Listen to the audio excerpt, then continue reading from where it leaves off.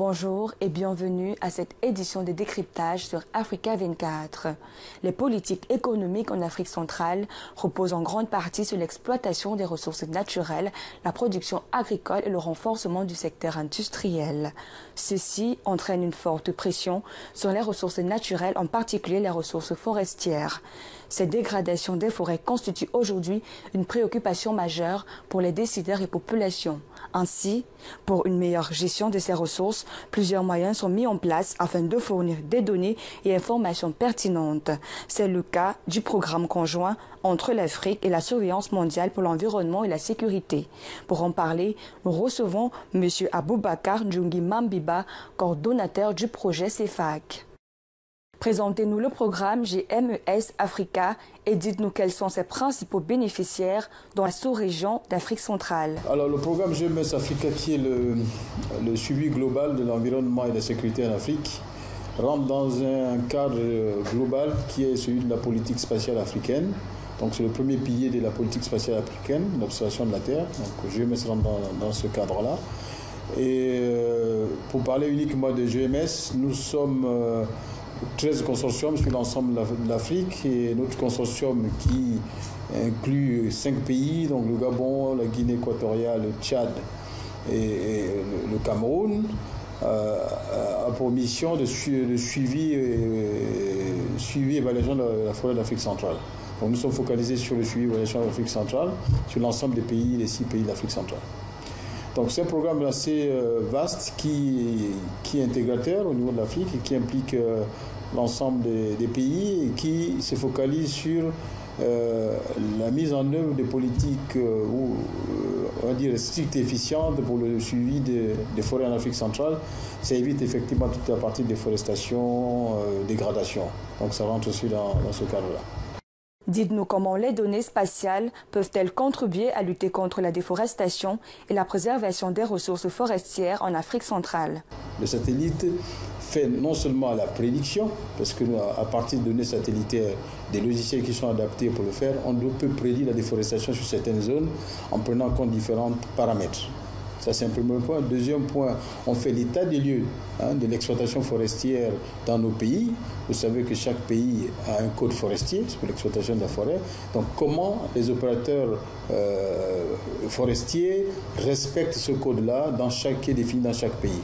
Parce que pour éviter la déforestation, comme on l'a notamment au Brésil, en Afrique, Amérique latine, où ils ont pratiquement tout coupé, nous devons au niveau de l'Afrique centrale profiter de ces outils-là pour mettre en place des politiques strictes d'exploitation forestière. Et donc c'est pour ça que c'est pour une des raisons principales, notamment du projet GMES en Afrique au niveau de l'Afrique centrale. La sous-région a-t-elle des ressources matérielles et technologiques nécessaires pour pérenniser ce programme en faveur du développement économique? Ça, c'est une très très bonne question. Le projet GMES en Afrique au niveau de l'Afrique centrale, pour moi, c'est un début, c'est une rampe de lancement, qui dure.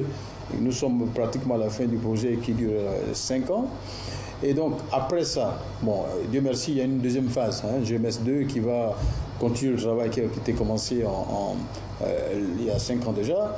Mais la difficulté, comme vous le pointez effectivement, c'est que après le projet, comment on fait pour continuer à délivrer aux utilisateurs finaux les services que nous avons prévus dans GMES. Et là, c'est maintenant la responsabilité de chaque État de réfléchir sur les mécanismes de pérenniser cet outil-là.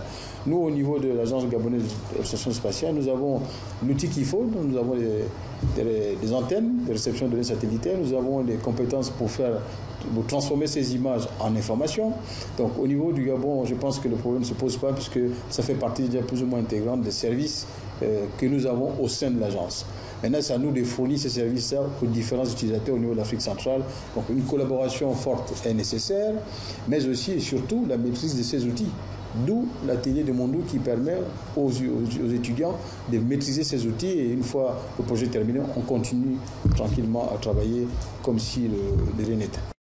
GMES Africa vient de clôturer une série de formations à l'université de Mondou au Tchad en faveur des étudiants et les chercheurs. Quels sont les objectifs de cet atelier?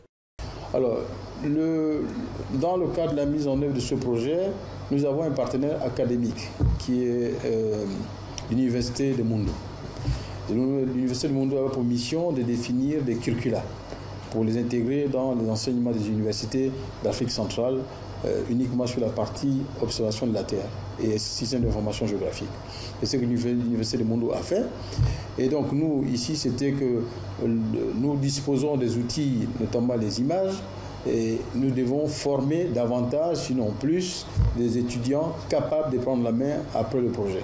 Et donc c'est un des livres importants, c'était cette formation-là attendue depuis déjà 1 an.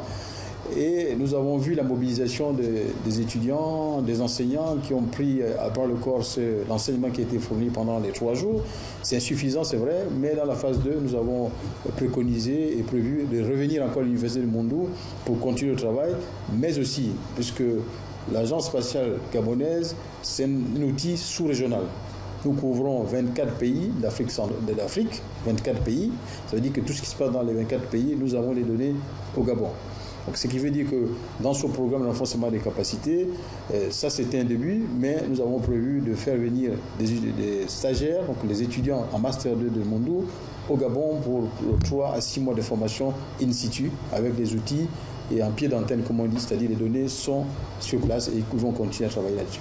La première phase du programme GMES Africa prend fin dans quelques mois. Quel bilan faites-vous de sa mise en œuvre? Alors, cette première phase, nous avons plusieurs livrables. Nous avons en tête plusieurs livrables.